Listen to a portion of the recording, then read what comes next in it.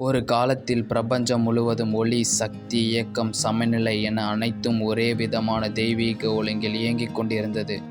அந்த பிரபஞ்சத்தின் மையானமாக இருந்த சூரிய பகவான், அவரின் ஒளி இல்லாமல் எந்த உயிரும் உருவாக முடியாது, எந்த இயக்கமும் நடக்க முடியாது.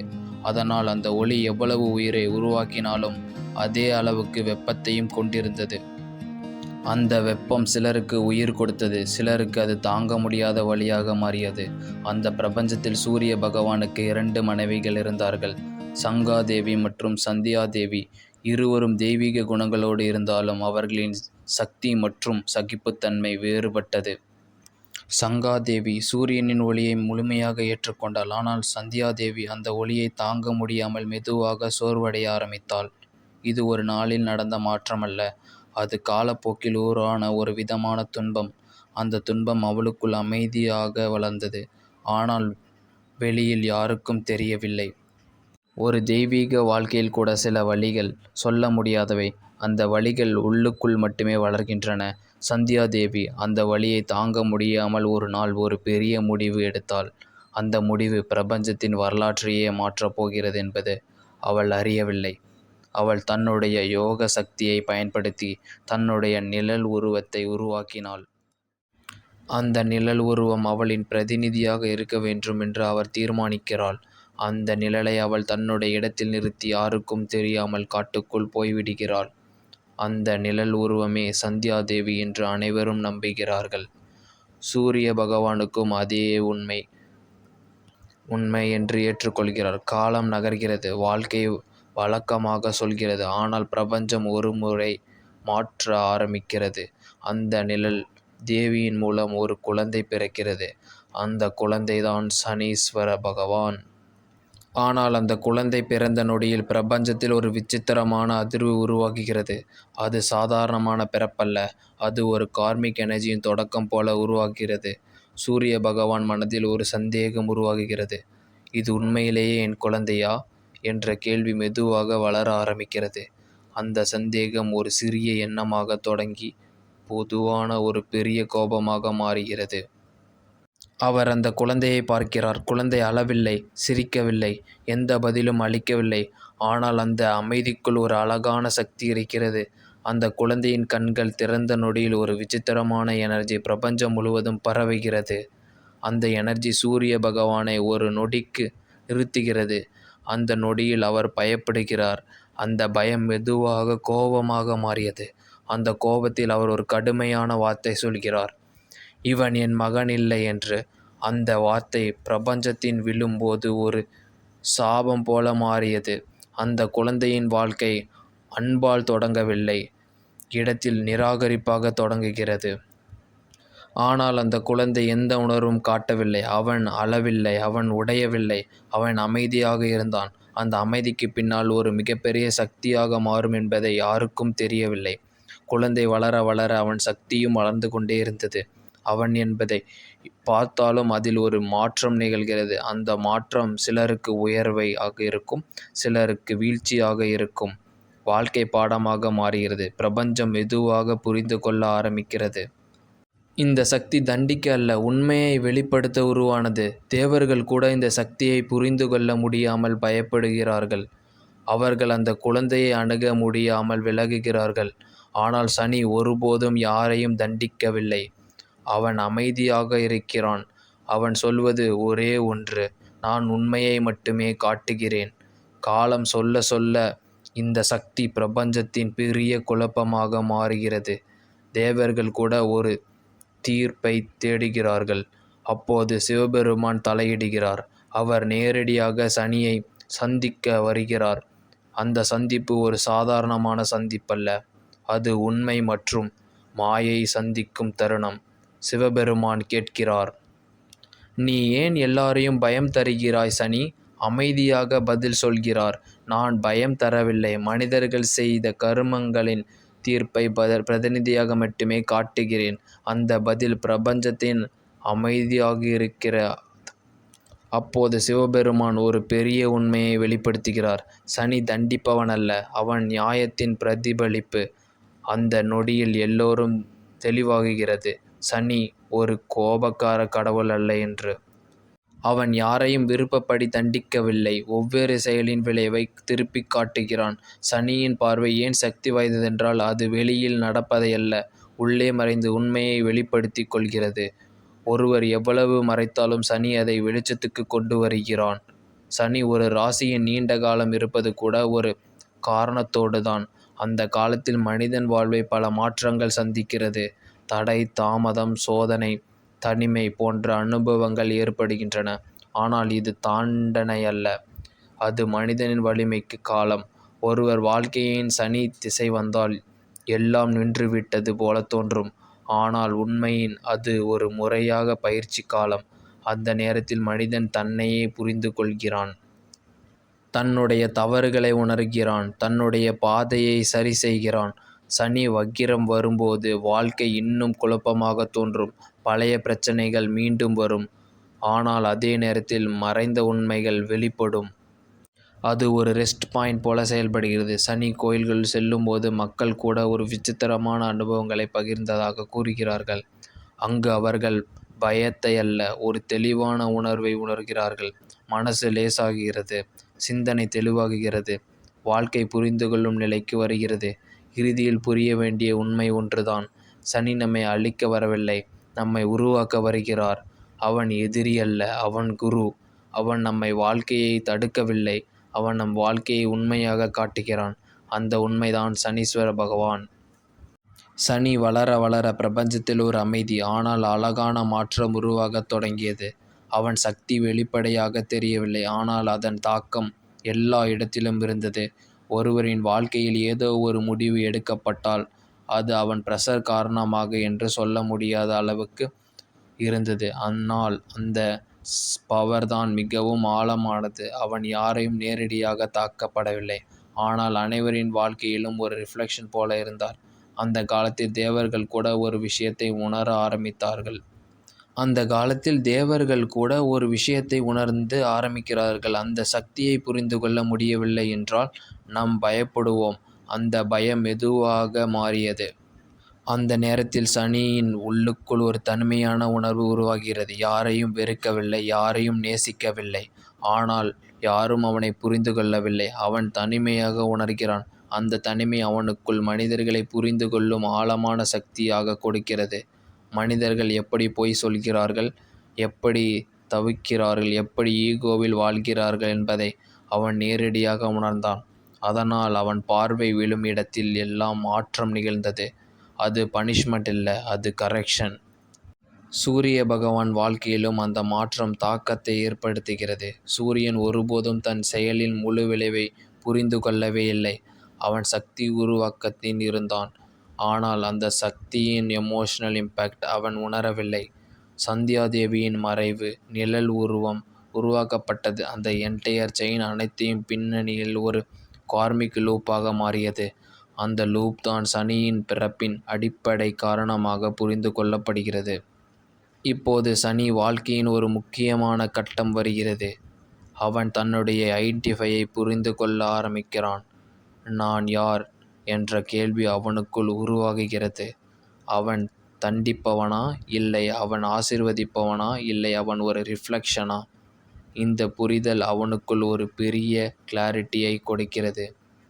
அதே நேரத்தில் மனிதர்களுக்கு இது இன்னும் குழப்பமாக தொடர்கிறது. அந்த காலத்தில் ஒரு பெரிய நிகழ்வு நடக்கிறது. தேவர்கள் ஒரு யாகம் நடத்துகிறார்கள். அந்த யாகத்தில் எல்லா தேவர்களும் கலந்து கொள்கிறார்கள். ஆனால் சனி அங்கு அழைக்கப்படவில்லை. இது ஒரு இன்டர்நேஷனல் எக்ஸ்க்ளூஷன் இல்லை, ஆனால் ஒரு ஃபியர் பேஸ்டு எக்ஸ்க்ளூஷன்.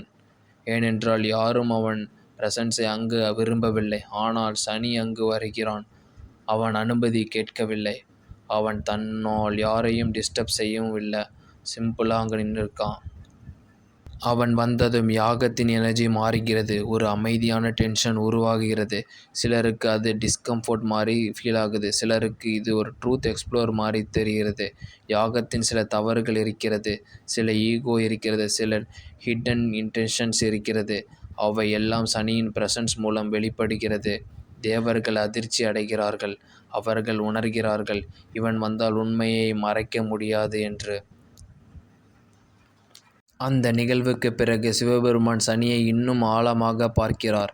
அவர் ஒரு தனிப்பட்ட சந்திப்பை நடத்துகிறார். இந்த முறை இது கொஸ்டின் ஆன்சர் இல்ல. சிவன் சொல்கிறார், நீ மனிதர்களை சோதிக்கிறாயா சனி?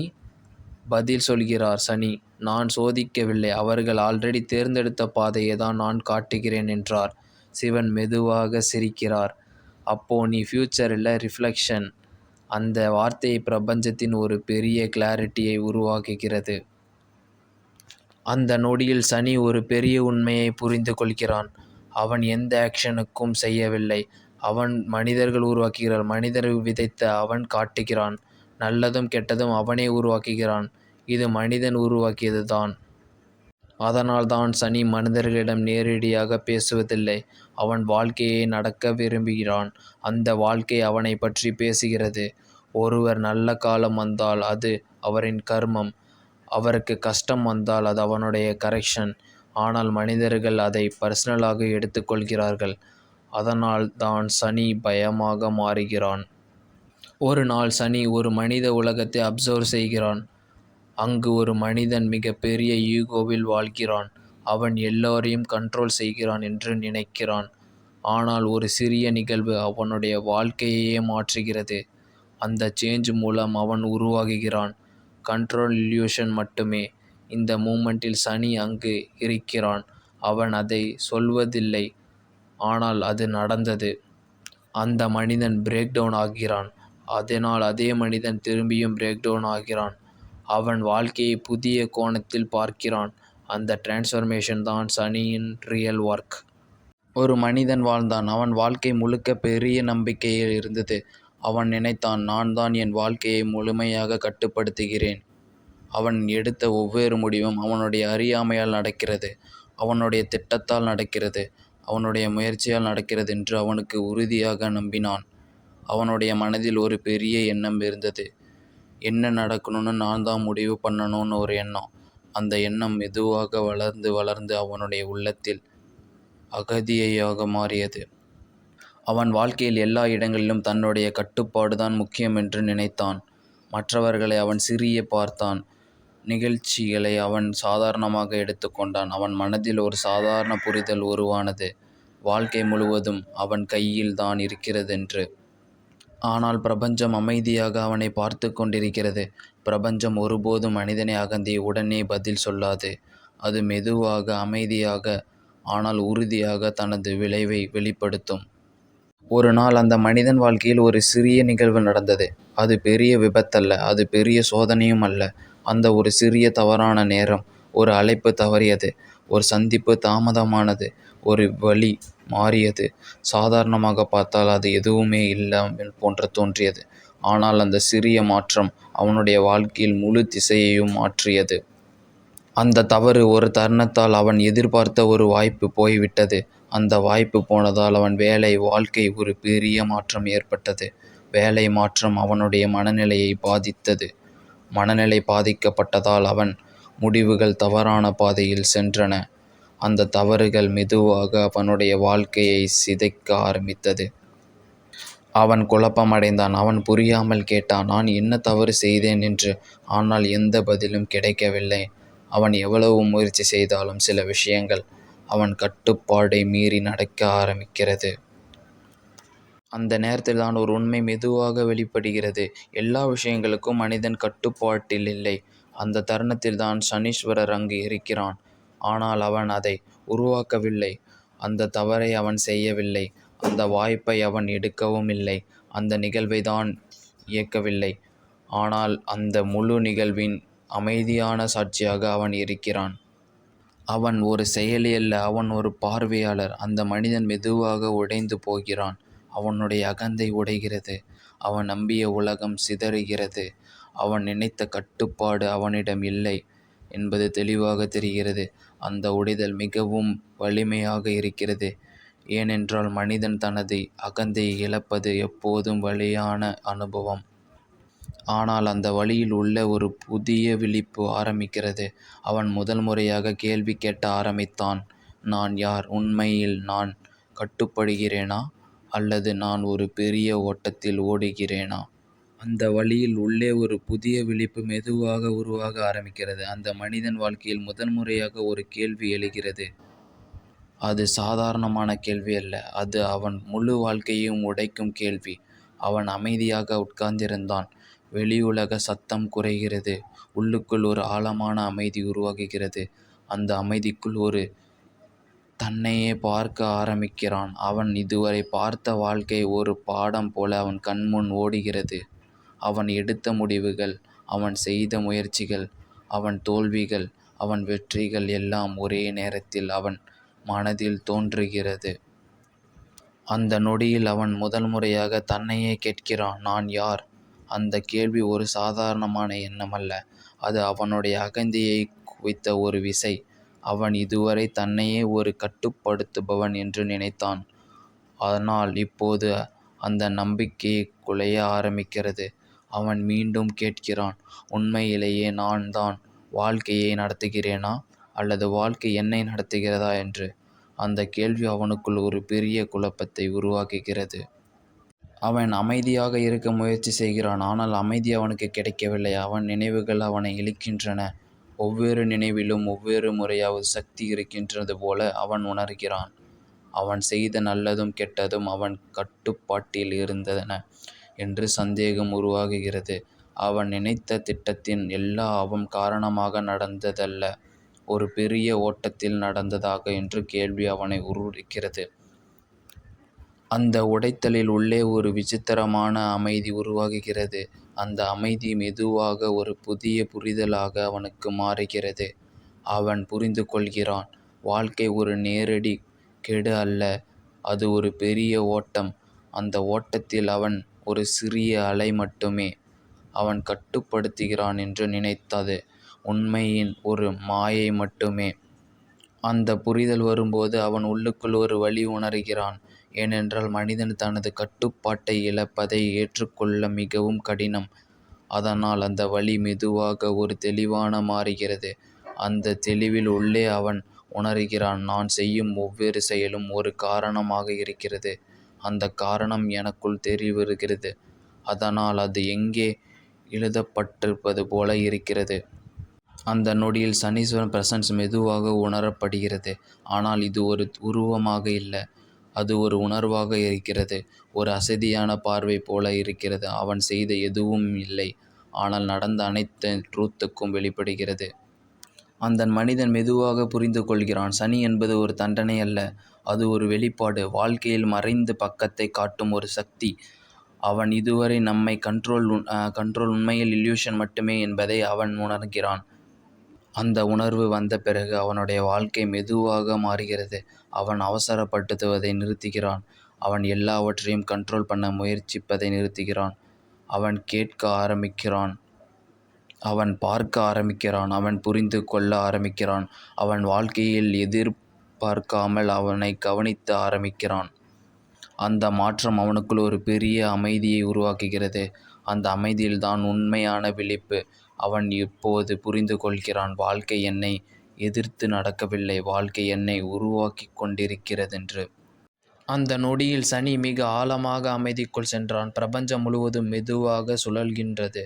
நட்சத்திரங்கள் தங்களுடைய பாதையை நகர்த்துகின்றன. காலம் தன்னுடைய வேலையை அமைதியாக செய்து கொண்டிருந்தது. அந்த அமைதியின் உள்ளே சனி ஒரு பெரிய உண்மையை உணர்ந்தான். நான் யாருடைய வாழ்க்கையையும் உருவாக்கவில்லை. அவன் தன்னையே பார்த்தான்.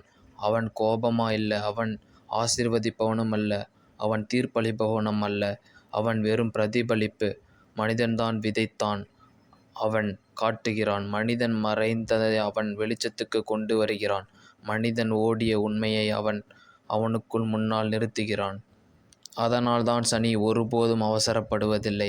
ஏனென்றால் உண்மை தானாகவே வெளிப்படும் என்பது அவன் அறிவல். சனி மெதுவாக பூமியை பார்த்தான். மனிதர்கள் ஓடிக்கொண்டிருந்தார்கள். ஒருவர் பணத்திற்காக, ஒருவர் அன்பிற்காக, ஒருவர் அதிகாரத்திற்காக, மற்றொருவர் அங்கீகாரத்திற்காக. ஆனால் அந்த ஓட்டத்தின் நடுவே ஒரு விஷயம் மெதுவாக இருந்தது. பயம். இழந்து விடுவோமோ என்ற பயம், தோல்வி அடைந்து விடுவோமோ என்ற பயம், தனியாகி விடுவோமோ என்ற பயம், உண்மை வெளிப்படுமோ என்ற பயம். சனி புரிந்து கொண்டான். மனிதர்கள் பயப்படவில்லை, அவர்கள் தங்களுடைய உண்மையைத்தான் பயப்படுகிறார்கள். ஒரு மனிதன் பொய்யான வாழ்க்கை வாழ்ந்தால் சனி அவனை அசைக்கிறான். ஒரு மனிதன் அகந்தையில் வாழ்ந்தால் சனி அவனை கீழே கொண்டு வருகிறான். ஒரு மனிதன் மற்றவர்களை காயப்படுத்தி உயர்ந்தால் சனி அவனை அவங்களுடைய நிழலுடன் தனியாக நிற்கிறான். அந்த தருணத்தில் தான் மனிதன் சொல்கிறான், சனி என்னை தண்டிக்கிறான், ஆனால் உண்மையில் வாழ்க்கையில் அவனை திருத்திக் கொண்டிருக்கிறார். ஒரு பள்ளியில் ஒரு ஆசிரியர் இருந்தார். அவர் மிகவும் கண்டிப்பானவர். மாணவர்கள் அவரை கண்டு பயந்தார்கள். அவர் சிரிப்பதில்லை, அவர் எப்போதும் ஒழுக்கத்தை மட்டுமே பேசுவார். பல மாணவர்கள் மனதில் நினைத்தார்கள், இவர் எங்களை வெறுக்கிறார். ஆண்டுகள் கடந்தன. அந்த மாணவர்கள் பெரியவர்களாக மாறின, வாழ்க்கையில் கஷ்டங்களை சந்தித்தார்கள். அப்போது அவர்கள் மெதுவான புரிந்து கொள்கிறார்கள், அந்த ஆசிரியர் அவர்களை தண்டிக்கவில்லை, அவர் வாழ்க்கைக்கு தயாராகிறார். அந்த அவர்கள் உடைக்கவில்லை, அவர் அவர்களை பலமாக மாற்றினார். அதே போலதான் சனி. அவன் மனிதனை காயப்படுத்த வரவில்லை, அவன் மனிதனை வழிகாட்ட இருக்கிறான். ஒரு நாள் சனி சிவபெருமானிடம் கேட்டான், மனிதர்கள் ஏன் உண்மையை ஏற்க இவ்வளவு நேரம் ஆகிறதென்று. சிவன் மெதுவாக கண்களை திறந்தார். அவரின் பார்வையில் அளவில் கருணை இருந்தது. ஏனென்றால் மனிதன் தன்னுடைய உருவத்தை காதலிக்கிறான் என்றார். அவன் உண்மையான தன்னை அல்ல, அவன் உருவாக்கிய இமேஜை காதலிக்கிறான். சனி அமைதியாக கேட்டான், அதனால் தான் இமேஜ் உடையும் போது அவர்கள் உடைகிறார்களா என்று. அதுக்கு சிவபெருமான் ஆம் என்று சொன்னார். ஆனால் இமேஜ் உடைத்த பிறகுதான் ஆன்மா வெளிப்படும். அந்த வார்த்தைகள் கைலாசத்தின் அமைதியின் மெதுவாக ஒலித்தது. ஒரு பிரபலமான நடிகன் இருந்தான். உலகம் முழுவதும் அவனை நேசித்தது. அவன் சொல்லும் இடமெல்லாம் மக்கள் கூடினார்கள். அவன் சிரித்தால் உலகம் சிரித்தது. ஆனால் இரவு வீட்டிற்கு திரும்பும்போது அவன் தனியாக இருந்தான். அவன் முகத்தில் இருந்த சிரிப்பு மறைந்து விடுகிறது. அவன் கண்ணாடி முன் நின்று தன்னையே பார்த்தான். என்னை உண்மையாக யாராவது அறிந்தார்களா என்று அவன் நினைத்தான். பல வருடங்கள் அவன் தனது இமேஜாகவே வாழ்ந்தான். ஒரு நாள் அவன் வாழ்க்கையில் பெரிய தோல்வி வந்தது. மக்கள் அவனை விமர்சிக்க ஆரம்பித்தார்கள். அவன் புகழ் மெதுவாக குறைய ஆரம்பித்தது. முதலில் அவர்கள் கோபப்பட்டார்கள், பிறகு பயந்தான், பிறகு உடைந்தான். அதனால் அந்த உடலை உள்ளே ஒரு புதிய மனிதன் பிறந்தான்.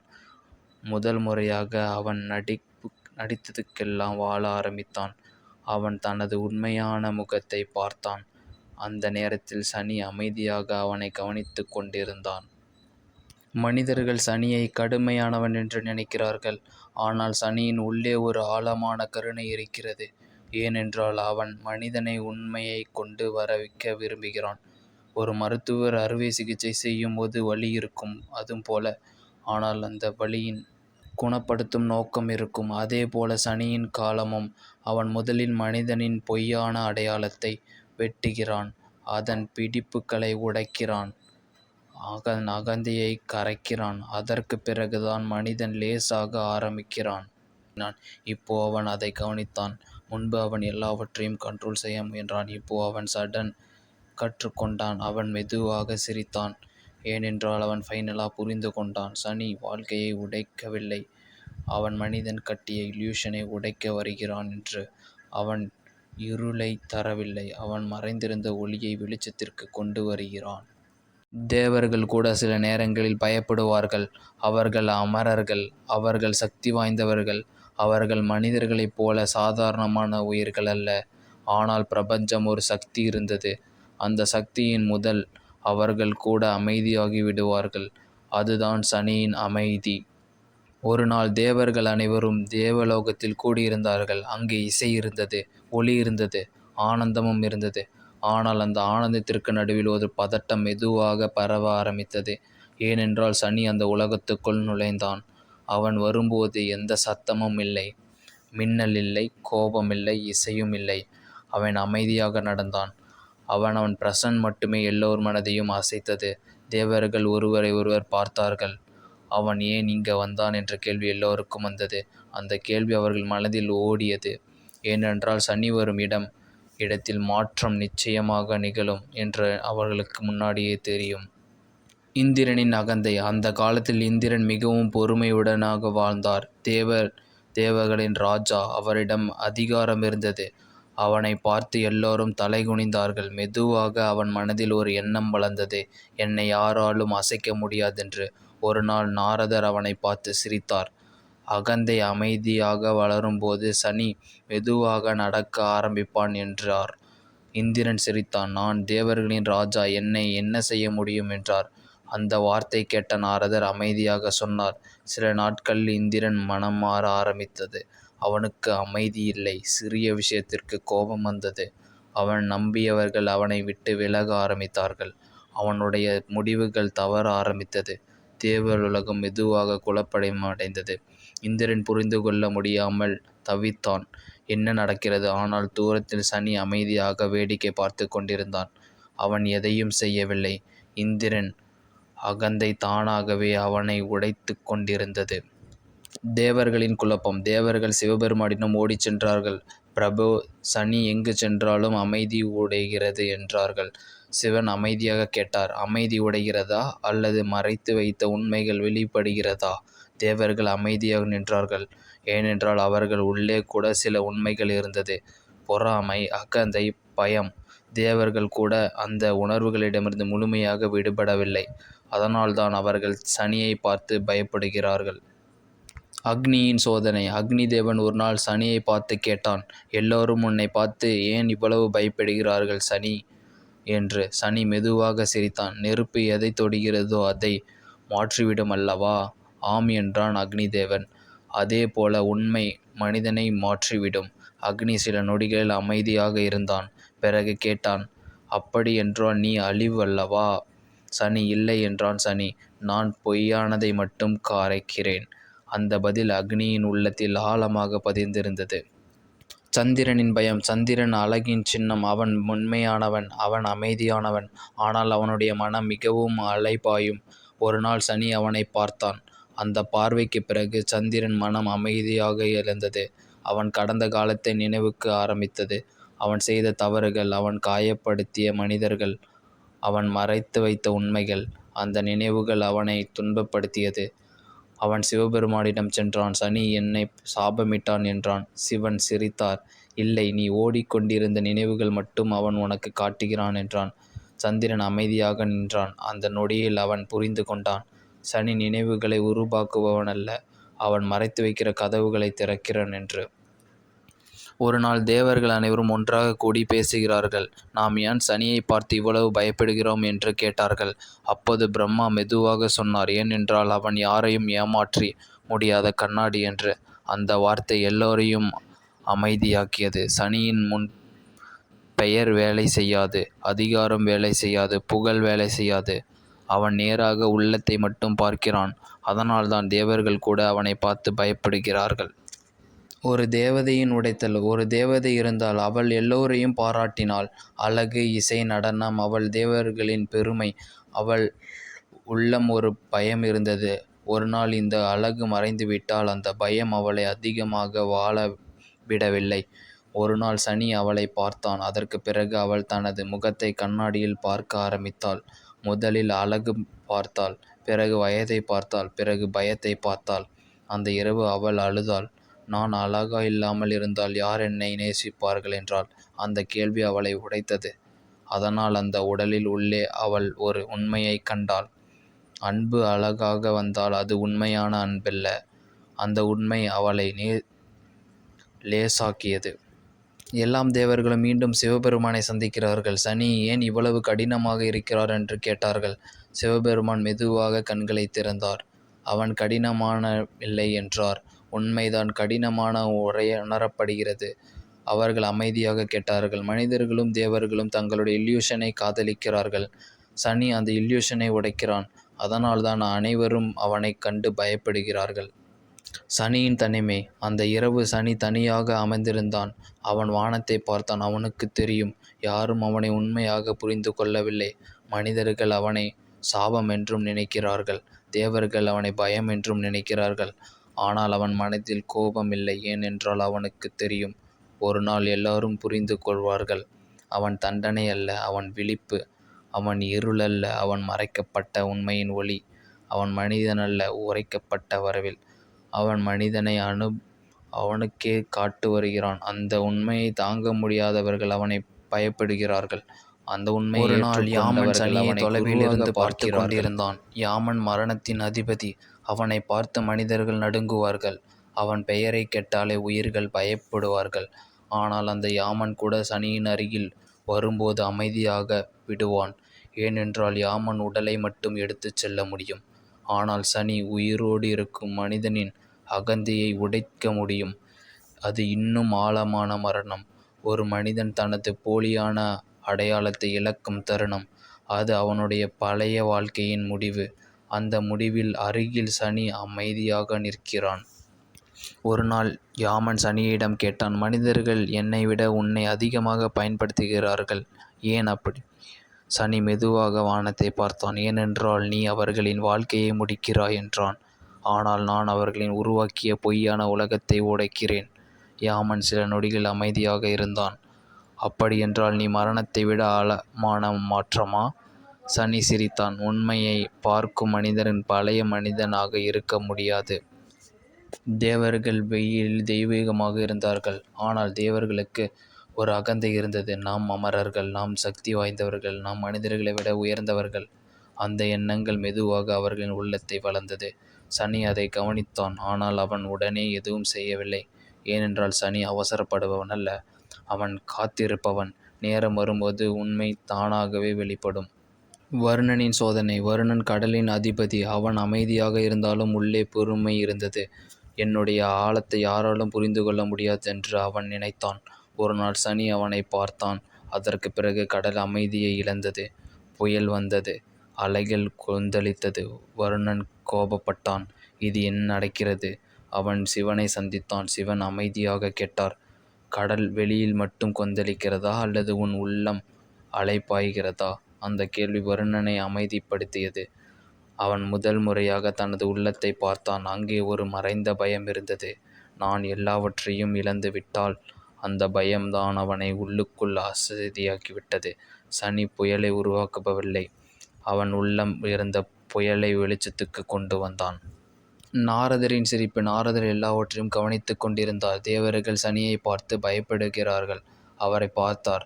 மனிதர்கள் சனியை சாபம் என்றும் நினைப்பதை அவர்கள் பார்த்தார். ஒரு நாள் அவரிடம் சனியிடம் சிரித்துக்கொண்டே கேட்டார், நீ எப்போதாவது தனிமையாக உணர்கிறாயா? சனி சில நொடிகள் அமைதியாக இருந்தான். உண்மையை யாரும் உடனே விரும்புவதில்லை என்றார். நாரதர் மெதுவாக சிரித்தார். ஆனால் உண்மை ஏற்றுக்கொண்ட பிறகு மனிதர்கள் உன்னை மறக்க முடியாதென்றார். ஒரு பெரிய போர்வீரன் இருந்தான். அவன் பல போர்களில் வென்று வந்தான். அவன் பெயரை கேட்டால் எதிரிகள் பயந்தார்கள். அவன் நினைத்தால் என் வலிமை என்பது பாதுகாக்கும் என்று. ஒரு நாள் போரில் அவன் தோற்றான். அவன் உடல் காயமடைந்தது. அவனை நம்பியவர்கள் அவனை விட்டுச் சென்றார்கள். அவன் தனியாக ஒரு இருண்ட அறையில் படுத்திருந்தான். முதலில் அவன் கோபப்பட்டான். பிறகு அவன் உடைந்தான். அவன் முதல் முறையாக தனது பலவீனத்தை பார்த்தான். அந்த தருணம் அவன் அழ ஆரம்பித்தான். பல வருடங்கள் அடக்கி வைத்த கண்ணீர் வெளியே வந்தது. அந்த கண்ணீரில் உள்ள அவன் ஒரு புதிய உண்மையை கண்டான். வலிமை என்பது ஒருபோதும் உடையாததல்ல, உடைந்த பிறகு மீண்டும் எழுவது. அந்த விழிப்பில் அருகில் சனி அமைதியாக நின்றிருந்தான். ஒரு நாள் தேவர்கள் சிவனை கேட்டார்கள், ஏன் சனி எப்போது மெதுவாக நகர்கிறான் என்று. சிவன் கண்களை மூடியபடி சொன்னார், ஏனென்றால் அவன் நேரத்தை மட்டும் நடக்கவில்லை, அவன் மனிதனின் உள்ள மாற்றத்தை நடத்துகிறான். அவர்கள் அமைதியாக கேட்டார்கள். மனிதன் ஒரு நாளில் மாற முடியாது என்றார்கள். அவன் மெதுவாக உடைய வேண்டும், மெதுவாக பார்க்க வேண்டும், மெதுவாக புரிந்து கொள்ள வேண்டும். அதனால்தான் சனியின் காலம் நீண்டதாக இருக்கும். ஒரு ராணியின் இரவு. ஒரு ராணி இருந்தால். அவளுக்கு அதிகாரம் இருந்தது, புகழ் இருந்தது, அழகும் இருந்தது. ஆனால் அவள் உள்ளே ஒரு வெறுமை இருந்தது. அவள் அதை மறக்க பெரிய விழாக்கள் நடத்தினாள். மக்கள் அவளை பார்த்து ரசித்தார்கள். ஆனால் இரவு வந்தால் அவள் தனியாகி விடுவாள். ஒரு நாள் அவள் அரண்மனையின் மாடியில் நின்று வானத்தை பார்த்தாள். அந்த வானத்தின் முன்னால் அவள் தனது வாழ்க்கையை நினைத்தாள். அவள் வென்ற போர்கள், அவள் பெற்ற புகழ்கள், அவள் சேர்த்து வைத்த செல்வங்கள். அந்த எல்லாவற்றிற்கும் நடுவில் ஒரு கேள்வி எழுந்தது. நான் உண்மையாக இருக்கின்றேனா? அந்த கேள்வி அவளை நடுங்க வைத்தது. அந்த இரவு அவள் முதல் முறையாக தனது கிரீடத்தை கழற்றி வைத்தாள். அந்த நொடியில் அவள் லேசாக உணர்ந்தாள், ஏனென்றால் அவள் முதல் முறையாக தனது இமேஜினில் வெளிவந்தாள். சனி எப்போதும் தனியாக நடக்கிறான். அவனுடைய கூட்டம் இல்லை. ஏனென்றால் மனிதர்கள் செலிப்ரேஷனை விரும்புகிறார்கள், ஆனால் டிரான்ஸ்ஃபர்மேஷனை பயன்படுத்துகிறார்கள். சனி வரும்போது வாழ்க்கை கேள்விகளை கேட்க ஆரம்பிக்கும். நீ உண்மையிலே யார்? நீ ஏன் ஓடிக்கொண்டிருக்கிறாய்? நீ எதை மறைக்கிறாய்? இந்த கேள்விகள் மனிதனை அமைதியாக விடாது. அதனால்தான் பலர் சனியிடமிருந்து ஓட முயற்சிக்கிறார்கள். ஆனால் யாராலும் உண்மையிலேயே ஓட முடியாது.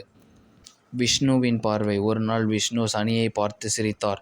அனைவரும் உன்னை தவறாக புரிந்து கொள்கிறார்கள் என்றார். சனி அமைதியாக இருந்தான். அது எனக்கு பழகிவிட்டது என்றான். விஷ்ணு மெதுவாக சொன்னார், மனிதர்கள் ஆசீர்வாதத்தை விரும்புகிறார்கள், ஆனால் வளர்ச்சியை தரும் வழியை விரும்புவதில்லை என்றார். ஆனால் அந்த வழியின் உள்ளேதான் உண்மையான பரிமாணம் இருக்கிறது. சனி அமைதியாக தலையசைத்தார். ஒரு மனிதன் தனது வாழ்க்கையில் எல்லா சோதனைகளையும் கடந்த பிறகு ஒரு மலை மேல் உட்கார்ந்திருந்தான். முன்பு அவன் வாழ்க்கையை வெல்ல முயன்றான். இப்போது அவன் அதை புரிந்து கொள்ள முயன்றான். முன்பு அவன் வழியிலிருந்து ஓடினான். இப்போது அவன் அந்த வழியை கவனித்தான். அந்த அமைதியின் அவன் மெதுவாக சிரித்தான். ஏனென்றால் அவன் ஃபைனலாக புரிந்து கொண்டான். சனி அவனை எதிர்த்து வரவில்லை. அவன் அவனை விழிக்க வைக்க திருந்துகிறான். அவன் எடுத்தபோது சில தோன்றும் எண்ணங்கள் உண்மையிலேயே அவனை லேசாக்கியது. அவன் உடைத்த போல தோன்றிய எல்லா உண்மையும் அவனை உண்மைக்கு அருகில் கொண்டு வந்தது. கைலாசம் அந்த இரவு முழுவதும் வெள்ளை பனியில் மூழ்கியிருந்தது. காற்று மெதுவாக வீசியது.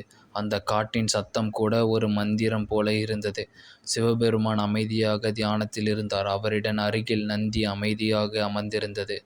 சனி மெதுவாக கைலாசத்தை நோக்கி நடந்தான். அவன் காலடி சத்தம் இல்லை. ஆனால் அவன் வரும்போது கூட காலம் மெதுவாக மாறுவது போல இருந்தது. அவன் சிவபெருமானின் முன் வந்து நின்றான். சில நொடிகள் இருவரும் பேசவில்லை. அந்த அமைதியில் கூட 1000 உண்மைகள் இருந்தது. பிறகு சிவன் கண்களை திறந்தார். உன் மனதில் இன்னும் ஒரு கேள்வி இருக்கிறது என்றார். சனி அமைதியாக பார்த்தான். ஆம், கேள். சனி மெதுவாக கேட்டார். என் மனதில் வழியில்லாமல் விழிக்க முடியவில்லை. அந்த கேள்வி கைலாசத்தின் பனிக்காற்றில் நீண்ட நேரம் ஒலித்தது.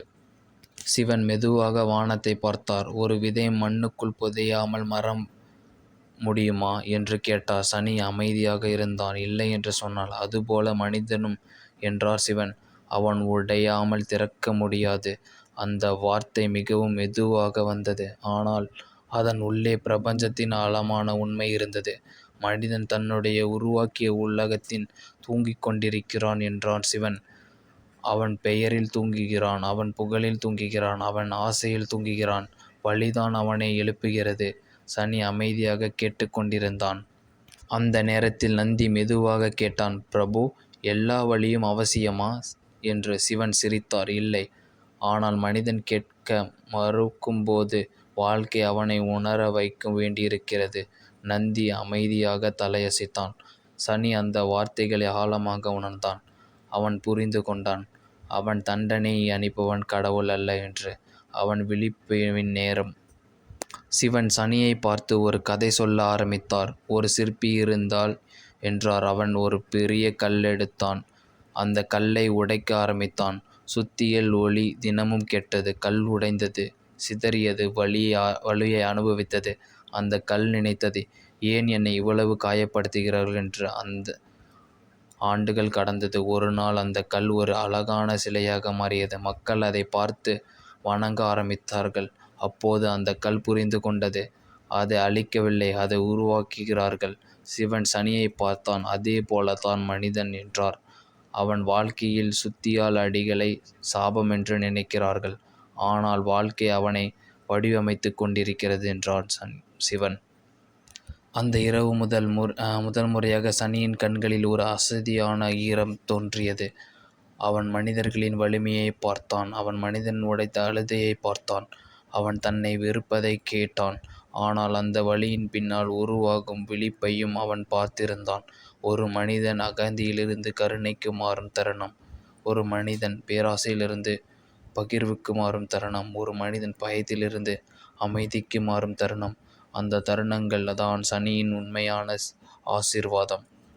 அந்த நேரத்தில் பார்வதி தேவி மெதுவாக வந்தாள். அவள் சனியைப் பார்த்தாள். அவனின் பார்வையில் தாயின் கருணை இருந்தது.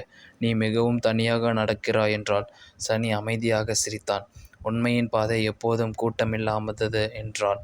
பார்வதி சில நொடிகள் அமைதியாக இருந்தாள். "ஆனால் நீ நினைப்பதை விட அதிகமான மனிதர்கள் உன்னால் விளிக்கப்படுகிறார்" என்றார்.